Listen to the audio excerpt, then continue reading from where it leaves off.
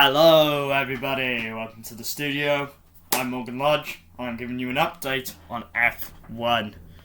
Wow! I come home and I see that Russell and Antonelli have now been confirmed for the 2026 Mercedes lineup. Now, that, my folks, should have been done weeks and weeks and weeks ago. Russell and Antonelli, one of the best pairings in F1, and I'm so surprised it took this long, but I'm glad it's done. Russell's been very impressive, especially with Antonelli. Obviously, him being a rookie and everything, we certainly, all us F1 fans were worried about at the beginning of the season.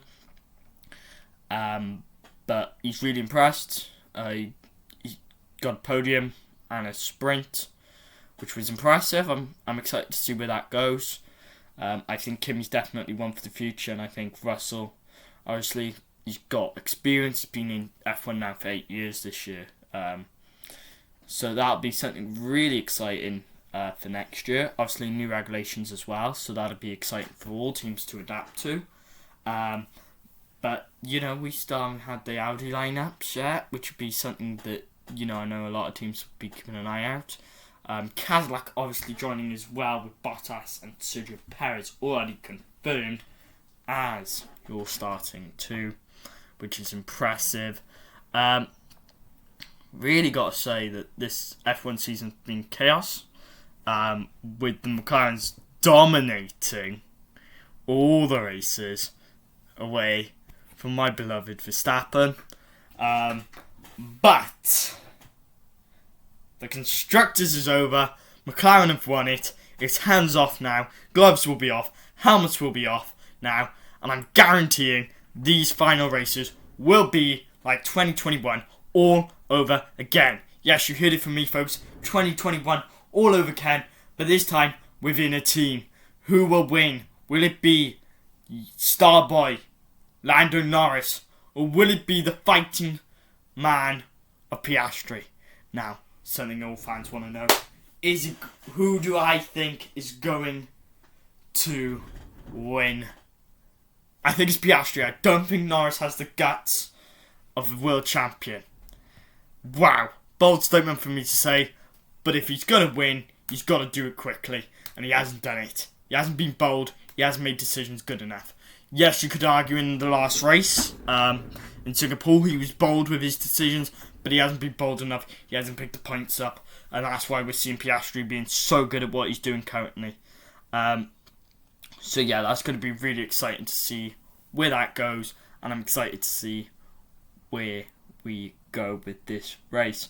I think really we're going to be looking at them, but I think you've got to be looking as well at the midfield and potentially the backfielders. I think you've got to keep an eye on Colapinto, because I don't think he's going to be there next year. It's a gut feeling. But that's the way it goes. Hadja, just from a Red Bull point of view, incredible. Already hearing rumours of Tsunoda being chucked down to back to VCAB and him getting promotion, which would be incredibly early for them to do, might I say. But it would be very exciting for a Red Bull point of view. And we know that next year that Max is going to need a partner. And if we need a partner for Max, then it's either we have to work with Tsunoda or we need to move Hadja up. We know Lawson doesn't work in that car just as much as Yuki. So yeah, it's not looking good for that sort of second driver. Obviously, a big thing for Red Bull as well was obviously losing Horner. They lost Adrian Newey as well. They've lost Jonathan Wheatley to Sauber, which will be Audi next year. But, that's going to be big. I think there's going to be a lot of driver shifts. And yeah, obviously Lewis struggling at Ferrari. That'll be something everyone will be keeping an eye out on. But he is older now, so we knew that was going to happen at some point. It's just a shame it's happening now. Looking at the driver standards as they are, Oscar's on top, followed by Lando, and Max is like 41 points behind. In my opinion, that's done. They've got the first two positions. Nothing you can do there. With the amount of time, it'd take a miracle, for Max to come back from that. But I'm excited to see where we can go with this team. This team's been incredible before. And we've seen how big McLaren have got.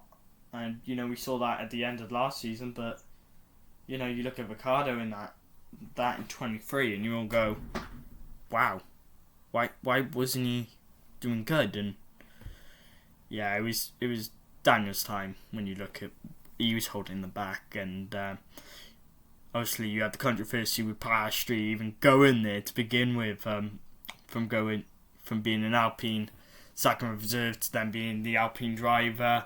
Then that iconic tweet of "I will not be driving for Alpine next year," and then him going to McLaren. That would just be a great story, I feel, if he did win the championship, and I'm excited to see where that goes. Anyway, guys, I've given my thoughts on this race, and I'm bringing you the news. As always, don't forget to like and subscribe. I've been Morgan. Have a good day, everybody.